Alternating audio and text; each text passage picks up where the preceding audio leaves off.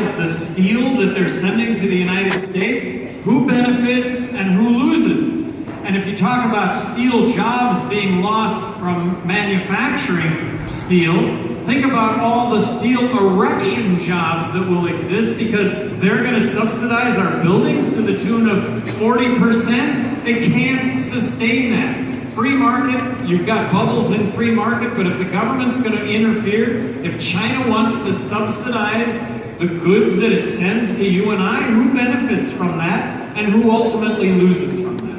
I'm not sure, frankly, how knowledgeable Mr. Trump is about the global economy and global trade. Now, he has a lot of harsh words for the WTO, the World Trade Organization. He says China should never become a member there. Well, the United States has twice sued China in the WTO, complained about China, on the ground of China subsidizing their exports, which is improper. And in both cases, the WTO ruled in favor of the United States and against China. I don't even know if Mr. Trump knows that. So there's something of an argument for these international arbitral bodies. Mr. Trump talks as though, whenever there's free trade between countries, that the good is made entirely in one country and consumed entirely in the other country. There ain't too many automobiles in the world now that are made all in one country. The raw materials might come from 3 countries. The intermediate work might be done in 3 other countries. The finished work might be done in a 7th country. So when you're adding up all the pluses and minuses, it's not a single zero-sum game.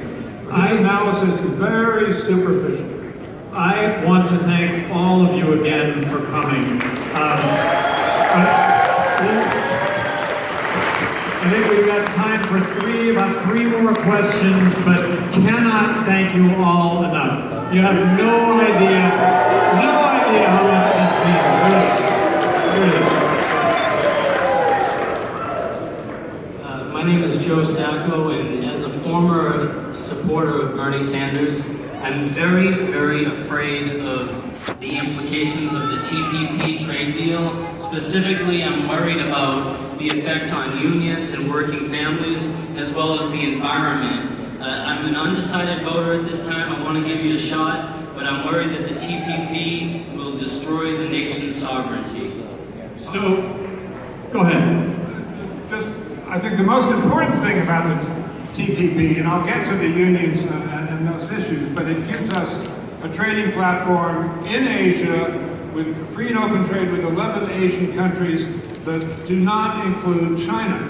So it's like an enormous beachhead in China's backyard. And there are a lot of tensions right now between China and neighboring countries, not just the East China Sea and the South China Sea. There are trade and economic tensions as well. So it's like giving us a perch right there in the middle of Asia. Now there are cavils and criticisms that are made that the TPP doesn't do enough for working conditions in Vietnam. And this happened with NAFTA, with virtually every free trade treaty. You didn't stick it to the guys about conditions in their countries enough. I think those are secondary in the face of the enormous economic benefits to the United States, but also strategic on that one.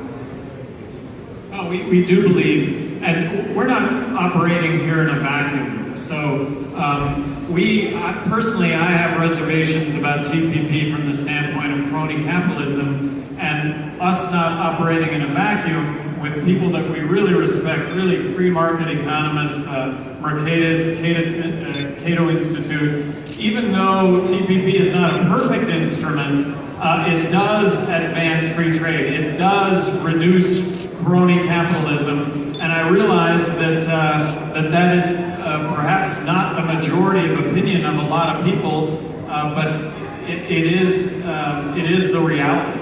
And it very much improves our strategic position as a country in the world. And one of the pledges that we're going to make as president and vice president is nothing is perfect, but count on us to support anything that makes things better. And the bottom line on TPP is I think it makes things better. It's not a perfect instrument. And thanks, everyone.